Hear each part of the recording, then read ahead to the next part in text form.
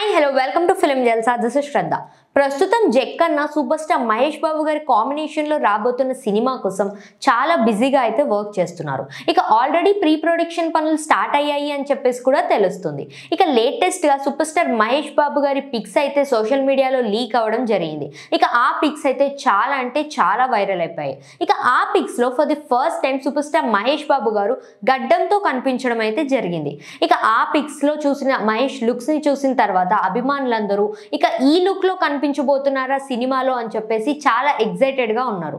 ఇక మహేష్ బాబు గారు ఇంత కొత్త లుక్లో కనిపిస్తున్నారు అంటే సినిమా చాలా క్రేజీగా ఉండబోతుంది అని చెప్పేసి మహేష్ అభిమానులందరూ చాలా ఎక్సైటెడ్గా అయితే ఉన్నారు.